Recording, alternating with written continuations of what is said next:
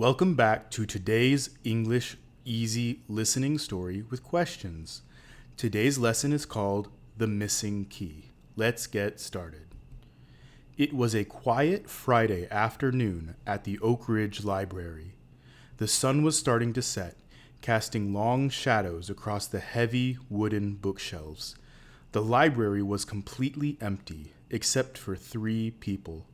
Mr. Harris, the elderly head librarian, Sophia, a university student working part-time, and David, a local writer who visited every week.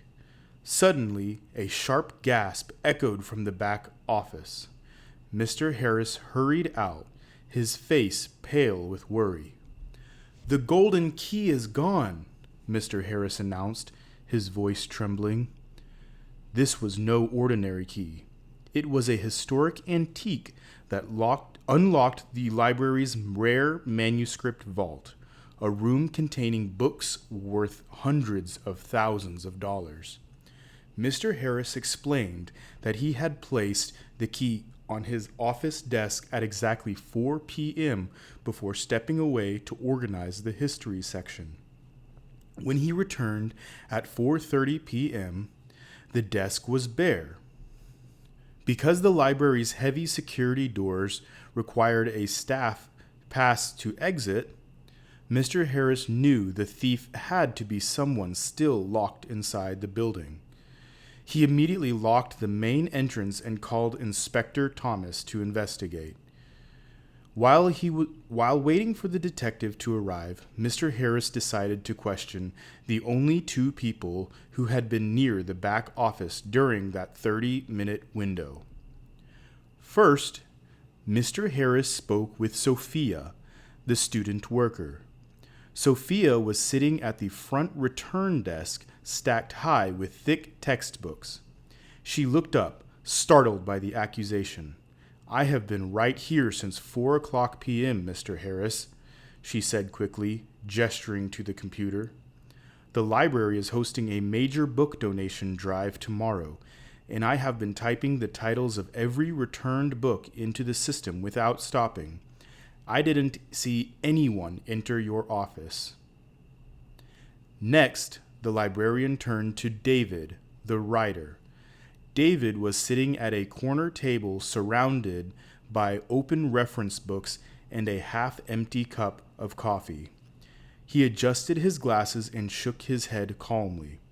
"I was in the biography section from 4:05 p.m. until just a few minutes ago," David explained. "I am researching a new historical fiction novel and was completely focused on taking notes. I only walked past your office once to stretch my legs, but the door was shut." Just then, Inspector Thomas arrived. He listened intently as Mr. Harris explained the situation and repeated the statements of the 2 suspects. The inspector walked into the librarian's private office. He examined the empty mahogany desk. There were no signs of forced entry, but the detective noticed something interesting: a faint, fresh coffee ring on a stack of blank papers right next to where the key used to sit. Inspector Thomas walked back out to the main lobby and approached Sophia's desk. He looked at her neat workspace, her computer screen, and her hands, which were moving quickly across the keyboard.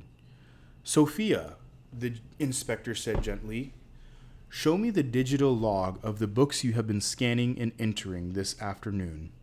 Sophia hesitated for a moment, her cheeks turning slightly pink, before pulling up the database on the monitor. The inspector studied the timestamps on the screen. Then he walked over to David's corner table. He looked at the historical biographies, the handwritten notes, and the ceramic coffee cup. The detective picked up the cup and felt the outside of it with his palm. It was lukewarm. A confident smile spread across Inspector Thomas's face. He turned around to face the small group gathered by the bookshelves. "The mystery is solved," Inspector Thomas declared. "The thief thought they could use their regular library routine as a cover, but they left behind a piece of evidence they couldn't erase. Mr. Harris looked astonished. Who was it, Inspector? The detective pointed directly at David. Our writer friend here is the one who took the key. He claimed he was in the biography section the whole time, but his coffee cup tells a very different story. When I examined the crime scene, I found a fresh ring of coffee on the desk papers, the inspector explained. Mr. Harris doesn't drink coffee, and Sophia has been confined to the front desk. David, you brought your coffee into the private office while Mr. Harris was away, set it down to grab the key, and accidentally left a stamp of your presence behind. David's mouth fell open. He slowly reached into his briefcase, pulled out the heavy golden key, and placed it on the table. Once again, a sharp eye for detail saved history. All right, now let's look at some comprehension questions. This means how much of the story did you understand? Here's the first question. What did the stolen golden key lock? The key unlocked the library's rare manuscript vault. Between what specific times did the theft take place?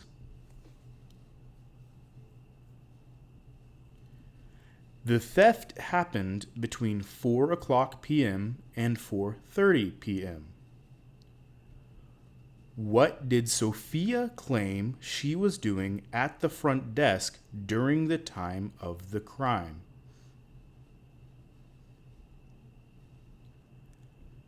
She claimed she was typing the titles of returned books into the library's computer system for a donation drive.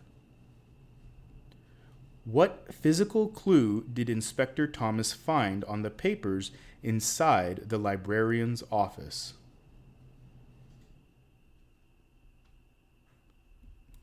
He found a faint, fresh coffee ring on a stack of blank papers. How did the inspector know that David was the person who stole the key?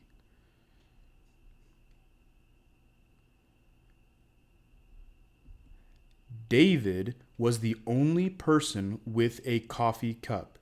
He set his coffee cup down on the librarian's desk while stealing the key, leaving a coffee ring behind, which ruined his alibi of staying in the biography section.